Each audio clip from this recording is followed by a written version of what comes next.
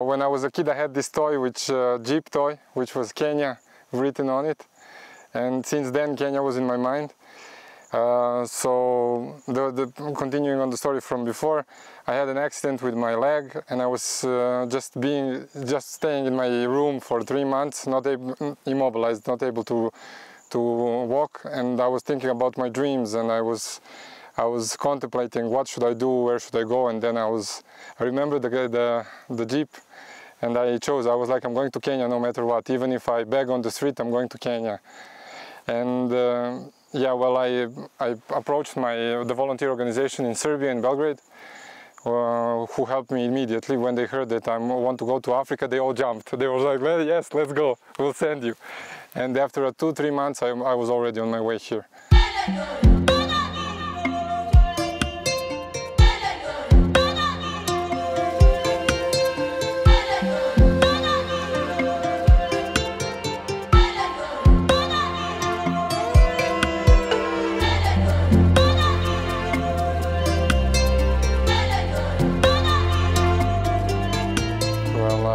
My name is Marko, and my country of origin is Serbian. I came from Europe.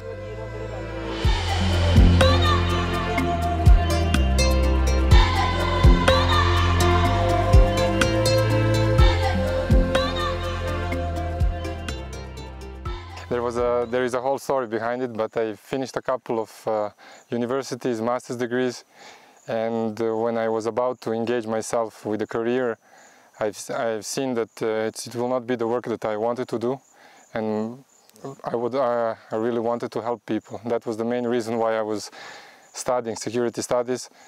And there was, even if you want to go to work for UN, NATO, the competition is so strong, competitive, that you cannot nail such a job. So in order to travel to Africa to see how the people live and to get an idea how to actually help them to be on the ground, I chose to volunteer, and I think this was the best thing I've ever done in my life.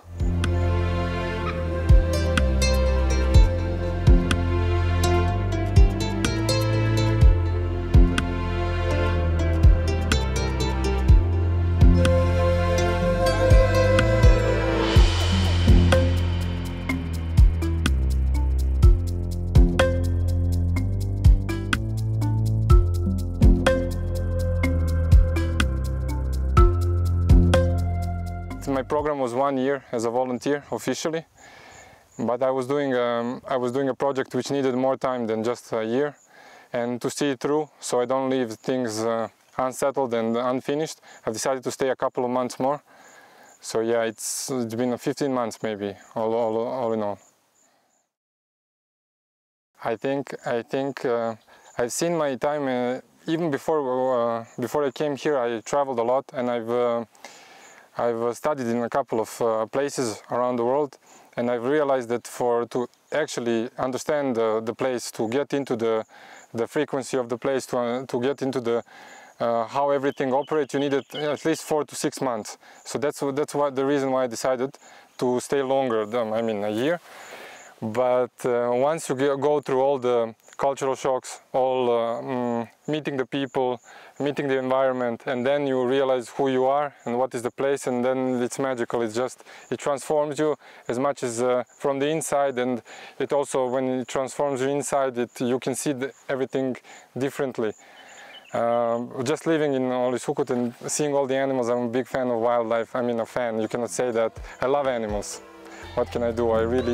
I really think they're marvelous, and I've developed so many theories about ants. There's one passing now, so many theories about ants and about life, about bees, about termites, like the insect world, and then just watching the zebras, how they behave, the giraffes.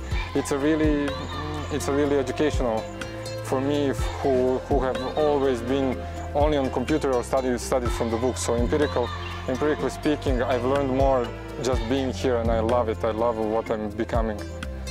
So I think this change and the people that the cultural exchange between us, as I said, when you go through these levels of meeting people, after some time you just realize we're all the same, and there is no difference at all. It's just culture, but we all do the same things, and different way that we do it. Otherwise, it's all, everything is here. First 3 months, I've been setting my ground, finding my footing, let's say it like that, to see what would be the best to do. As I was here for a year, and I'm very ambitious. I wanted to do something with plastics, which costed me 3 months of research, and it didn't pay off because I've seen that in Africa there's no end goal. Actually, the whole world doesn't have an end goal for plastics, which really broke my heart in a way because of the animals. Because as I saw it, you burn plastics, they go into the air, into the sky, they fall down, the vegetation changes, it goes into the animals, and they don't properly evolve. Let's say it like that. So the next best thing, what I could have done is approach the kids, so they engage into it. And when I was going to schools, I also saw that they're following strictly English or Western way of schooling, which is okay, I mean. But we have to realize that this is Masajima, and they have their own culture and they are known for it. They have an oral culture, which is not written. It is written by missionaries in the 19th century, in the 18th century, 19th and 20th century. And I've seen that those books are very hard to find, and also I don't know how many of the kids will ever have the chance to hear their own culture from the books, not just by living it. It's I think it's the best way to know your culture is by learning and living it. Then you realize, then you can compare it to the others. So what I've done is compile a storybook for kids with riddles, proverbs, stories and songs, which I found from several other books. Also, I've tried to remodel the English so it's more approachable for the tourists who come. I've sent the book now to get some designs made and some pictures, so it influences the kids a lot. So that was one of the projects. The other project was that we have a wildlife program in our camp. We have a TV. We watch documentaries. And if you saw what I've seen with the kids, they live with the animals, but they don't know their typical behaviors. They're afraid of elephants, but they don't know that elephants can be loving and nurturing, and that they're the matriarch of the whole ecosystem here. They're the architects of the bushland. And when you see all of this, when you educate them, I think they have a different approach to the animals when they see them from this perspective, definitely. So I've been merging some of the knowledges, and the third project which I'm trying to do is a ranger manual, which could help the rangers in Oloisukut camp to get more knowledge about the same thing, about wildlife. And also there is this thing going on now that the rangers are trained in a little bit more, let's say, I don't know, paramilitary way, and I think it shouldn't be the core of their training. So I'm trying to compile now a really good manual for them. So these are the things that I've been focusing on lately. In the meantime, when many programs that we did as a conservancy, helping with the football tournament, going on many meetings around the villages, around the schools, helping building a school. Yeah, it was a fun time, definitely.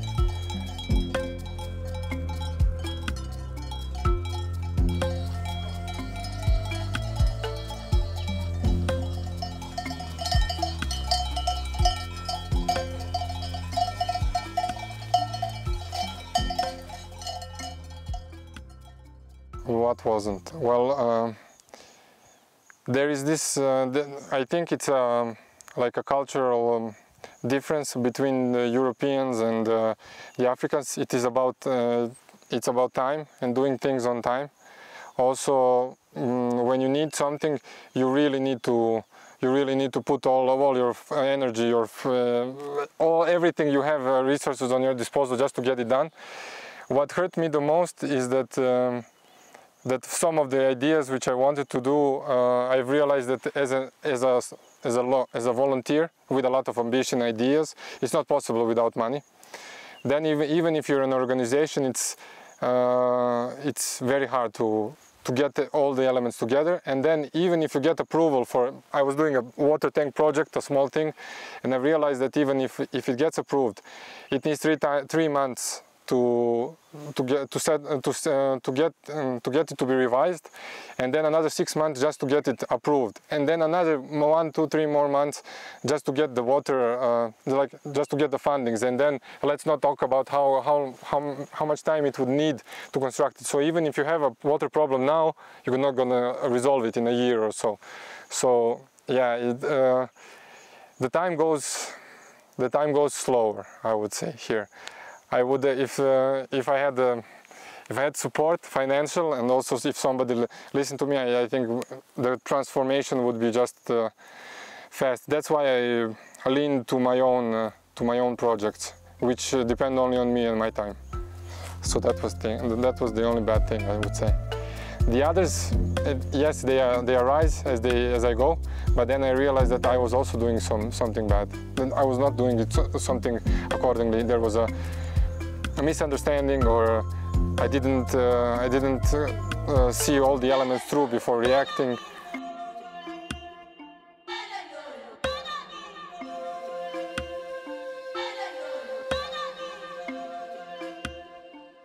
Well, when I look at this place, I really feel like home, and I hope that this conservancy will stay like this, very natural.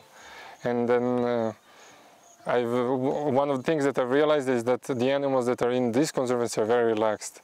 They feel, even me as someone, let's say, who smells different than the jungle, they allow me to come very close to them, up to 10 meters or 9 meters or even 8 meters. Some giraffes don't even move when I'm going through next to them, which is a wonderful thing. You feel accepted. And there is these 3 parts of the conservancy. In the background you can see the Masajima as it is, and the Mara Triangle, there is the famous, just 10 minutes away from here is the famous reserve place and safari place, yeah. So I think, I hope it stays like this. I hope that people realize the worth of what they have. They will not sell out, and they will try to keep it as natural as they can. And then they will help the animals grow and live in this coexistence with the livestock, with the people, and so it stays like this. It's quite magical, I would say.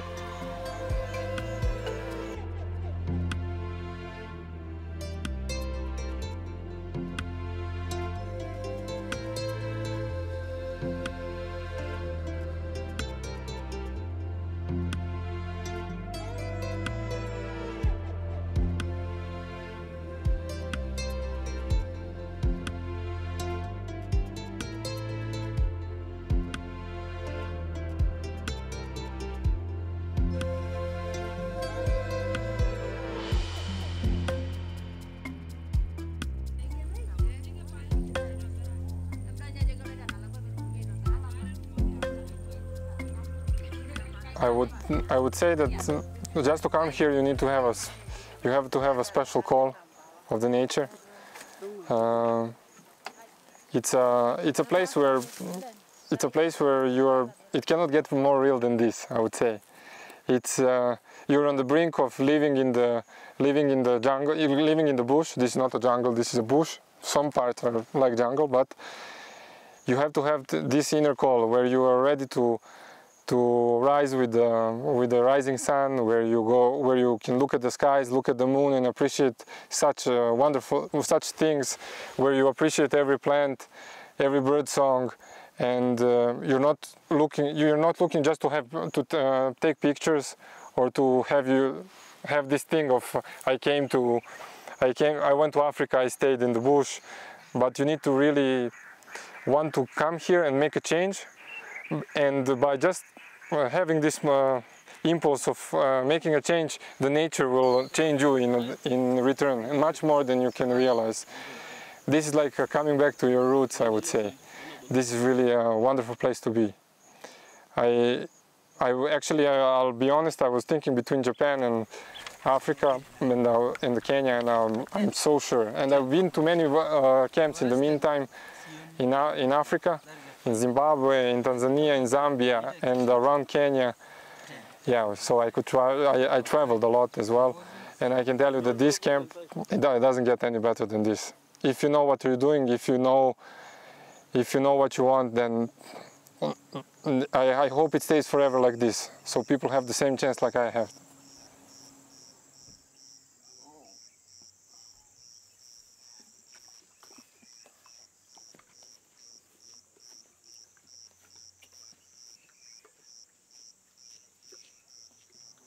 I think that the people that live in Oloisukut, they're really special. They're Masai, most of them. They're Masai, like 95%. And when you live with them, when you talk to them, when they give you their own experience and tell you about their culture, and it's not just that they're from the Masai tribe. No, they have also. Most of them are educated and they can relate to you on another level. They give whatever they have. They will share the last grain of rice with you, and they will take you for patrols. They will take you for experiences which you cannot live, and they're living it. They're that. They're not tour guides. They're really here. They are the heart of Oloisukut. And if you love animals, at the moment, I don't know how it's going to be, but we have 11 lions in our pride, and I do hope they all reach mature state, and you'll be able to see them, because this is a marvelous area for them to hunt. And the pride that is now, they're very healthy, they're very strong. We have a couple of leopards.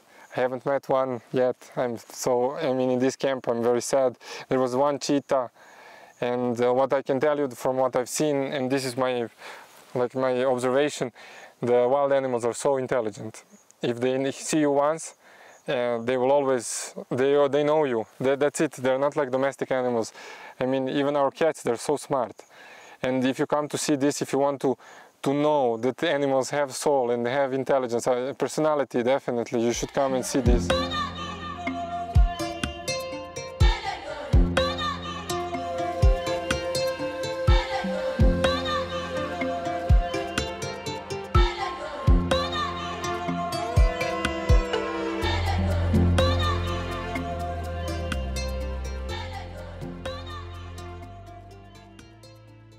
How many people, if you're not doing this job like as a researcher or something, how many times in your life can you really do this? So this is my advice, like, just get a ticket and come.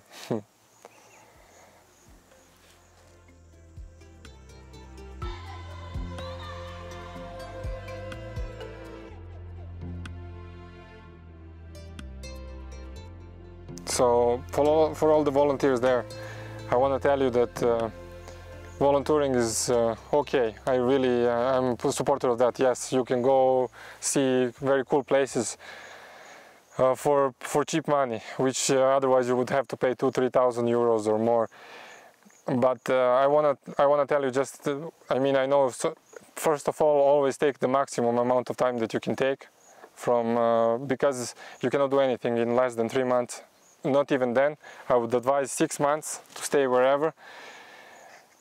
Even, I don't know, maybe if you are super high professed at adaptation at a new place, but you will need time to settle down and to understand what you really need to do. If you're coming, come alone. I think this is a place where you need to be alone. Don't come with girlfriends, boyfriends, don't come with friends, just come alone and meet yourself. If you're coming to Oloisukut, the best thing you can bring is an open heart and knowledge from wherever you're coming from, and whatever you give to these people, then use it to the maximum, and to not just the people, what you give to the whole land. And yeah, so just think about, before coming, just think about what you can do, because if you're just coming here to chill, or to have, like I said before, like taking photos, checking out on your list of what you did in your life, don't do it. Because this is a special place and it deserves a special people, I would say. very interesting. That's it.